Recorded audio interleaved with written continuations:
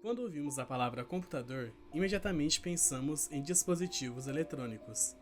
Mas antes dos circuitos integrados e processadores, a primeira referência ao termo se deu em meados do século XVII, como alguém que computa. Ou seja, os computadores humanos eram trabalhadores que realizavam longos cálculos matemáticos, com grandes habilidades para aritmética mental. O antigo método computacional era usado para impulsionar avanços fundamentais na astronomia, navegação, engenharia, balística e mais tarde na conquista do espaço. O primeiro exemplo de computação humana foi organizado pelo francês Alexis Claude Clairaut, quando ele dividiu os cálculos para determinar o retorno do cometa Halley com dois colegas. Por mais de 200 anos, desde o século XVII até meados do século XX, para alguns homens, ser um computador era uma posição temporária, até que eles conseguissem um cargo melhor, já que tal cargo era desvalorizado e a mão de obra era barata, geralmente não permitindo a ascensão profissional. Tal cargo, então, foi associado a mulheres, que eram a maioria trabalhando como computadores. Tendo como exceção Mary Edwards, que trabalhou de 1780 a 1815 como uma das 30 computadoras para o British Nautical Almanac, usado para a navegação marítima, calculando as posições do Sol, Lua e planetas. Outra notável figura no início da computação foi Ada Lovelace. Na juventude, seus talentos matemáticos levaram-na a uma relação de trabalho e de amizade com o matemático britânico Charles Babbage, e, em particular, seu trabalho da máquina analítica. Posteriormente, entre 1842 e 1843, ela realizou um conjunto de anotações de sua própria autoria que contém o primeiro algoritmo criado para calcular os números de Bernoulli. Observatório de Harvard, as computadoras de Pickering. O final do século XIX trouxe uma inovação. Em 1879, Edward Charles Pickering, diretor do Observatório de Harvard, precisava processar uma quantidade massiva de dados astronômicos capturados em placas fotográficas. Frustrado com seu assistente masculino, ele o demitiu e sua esposa recomendou que contratasse a Wilhelmina Fleming, sua empregada doméstica, como computadora. Muitos dos primeiros computadores como Fleming eram parentes ou conhecidos dos professores de astronomia de Harvard. Após este evento, Pickering passou a priorizar a contratação de mulheres como Maury e Cannon, visando processar mais dados por muito menos dinheiro que pagariam a um funcionário de sexo masculino, totalizando $0,25 por hora. Durante o trabalho, as computadoras de Harvard ainda aturavam zombarias sobre serem o harém de Pickering. Entre 1881 e 1950, mais de 80 mulheres trabalharam catalogando cerca de 10.000 estrelas, descobriram a nebulosa Cabeça de Cavalo e desenvolveram um sistema de classificação estelar ainda usado hoje.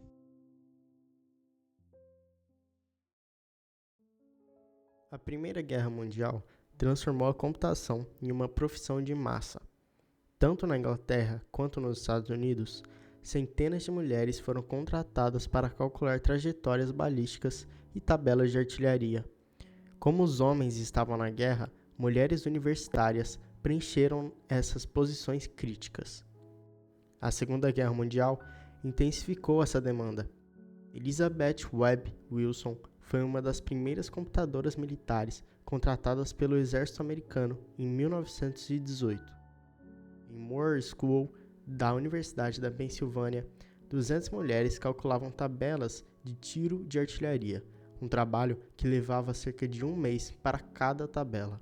Na década de 30, o Comitê Consultivo Nacional para a Aeronáutica, ANACA, que posteriormente se tornou a NASA, contratou um grupo de 5 mulheres em 1935 para trabalhar como computadoras. As mulheres trabalharam nos dados provenientes de testes de túnel de vento e de voo. Durante a Segunda Guerra Mundial, nos Estados Unidos, nasceu o ENIAC, com propósitos militares, o primeiro computador eletrônico de uso geral. O equipamento ocupava uma sala inteira, pesava cerca de 30 toneladas e foi projetado para realizar cálculos balísticos. Foi um marco que deu início a uma das maiores revoluções tecnológicas da história da humanidade. O ENIAC era programado através de milhares de interruptores, podendo cada um deles assumir o valor 1 ou 0, sendo o interruptor ligado ou desligado. Para essa tarefa, existe uma equipe de 200 mulheres na Universidade da Pensilvânia que calculavam e alteravam os valores definidos para resolver as equações diferenciais da balística. Dentro disso, 6 mulheres, Betty Holberton, Jean Jennings, Kay McNulty, Marilyn Westcott, Ruth Licherman e Frances Spence, foram selecionadas para programar a primeira máquina eletrônica digital de propósito geral. Curiosamente, o termo computador deixou de estar associado às pessoas que operavam a máquina para dar nome à máquina propriamente dita, uma vez que, de fato, a máquina passou a realizar as contas que antes eram realizadas por essas pessoas. Aeroespacial. Na área científica, apenas 3% dos prêmios Nobel foram atribuídos às mulheres. No entanto, a história também revela que algumas cientistas nunca tiveram seus nomes creditados nas pesquisas que desenvolveram, como as cientistas negras Katherine Johnson, Dorothy Vaughan e Mary Jackson, que foram as principais responsáveis pelos cálculos para levar o homem ao espaço e à Lua. Realizaram a maior parte do trabalho, porém não obtiveram reconhecimento na época. As mulheres, principalmente as negras, foram os primeiros computadores da Agência de Administração Nacional da Aeronáutica e Espaço, NASA, na década de 1930. Eram vistas como mais atentas a detalhes e, mais importante ainda, podiam receber salários significativamente menores para fazer o mesmo trabalho que homens. Katherine Johnson. Em 1953, juntou-se à National Advisory Committee for Aeronautics, NACA, o antecessor da NASA, na qual trabalhou na equipe chefiada por outra mulher negra de prestígio, Dorothy Vaughan, trabalhando por 4 anos como computadora. Dentro de um ambiente onde as mulheres eram vistas como meras assistentes, Katherine rapidamente ganhou respeito por suas habilidades matemáticas. Sua grande oportunidade chegou quando o astronauta John Glenn, prestes a se tornar o primeiro americano a orbitar a Terra, pediu que ela revisasse os cálculos de sua missão. Além disso, atuou na missão Apollo 11, determinando a trajetória da nave e no projeto Mercury. Dorothy Vaughan. Dorothy Johnson Vaughan foi uma matemática e líder visionária cuja trajetória na NASA marcou a história aeroespacial. Em 1943, ingressou na NACA. Apesar da discriminação impostas pelas leis Jim Crow, sua competência aumentou sua representatividade e, em 5 anos, fez história ao ser promovida a chefe da West Computing, área na qual trabalhavam apenas mulheres afro-americanas, segregadas dentro da agência aeroespacial, tornando-se a primeira negra a um cargo de liderança. Como gestora, supervisionou cálculos cruciais e defendeu o reconhecimento de suas colegas, desafiando um sistema que as marginalizava. Percebendo a chegada dos computadores eletrônicos na década de 1950, Vaughan aprendeu programação, dominando linguagens como Fortran. Foi ela que ensinou essas habilidades às computadoras de seu grupo, garantindo sua transição para a era digital. Seu trabalho apoiou projetos espaciais, como o programa Mercury, e ajudou a integrar sua equipe em divisões antes exclusivas. Mary Jackson. Mary Jackson, engenheira do NACA, por boa parte de sua carreira, Mary trabalhou no Centro de Pesquisas Langley, em Hampton, na Virgínia. Começou como computadora na divisão West Area. Em 1958, após frequentar as aulas de engenharia, tornou-se a primeira mulher negra engenheira da NASA. Em 2019, a NASA nomeou sua sede em Washington, D.C. como Mary Jackson NASA Headquarters, reconhecendo seu pioneirismo. Ela também recebeu póstumamente a Medalha de Ouro do Congresso em 2019, uma das maiores honrarias civis dos Estados Unidos. A transição para a era eletrônica. Os anos 1950 marcaram a transição das computadoras humanas para as eletrônicas. Curiosamente, muitas das mulheres que haviam sido computadoras humanas tornaram-se as primeiras programadoras dos novos computadores eletrônicos.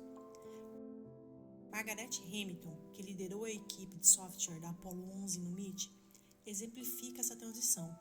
Ela ajudou a criar o software de priorização de tarefas, que foi crucial para o pouso lunar quando o sistema ficou sobrecarregado momentos antes do pouso.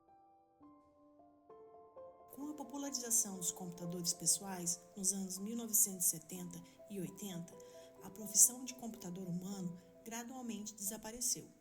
A última divisão oficial de computação humana na NASA foi dissolvida em 1958.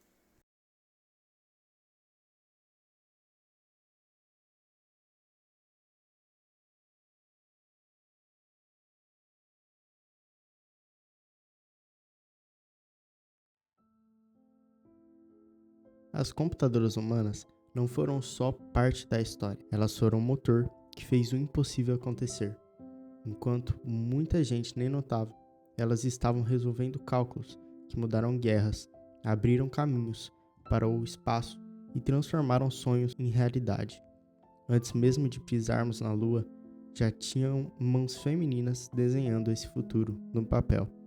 Hoje, cada foguete que sobe, cada satélite que gira em órbita e até a base da nossa tecnologia digital tem um pedaço do que elas deixaram. Elas mostraram, na prática, que mesmo sem condições e apoio, apenas a coragem, inteligência e dedicação são suficientes para fazer a sua paixão florescer.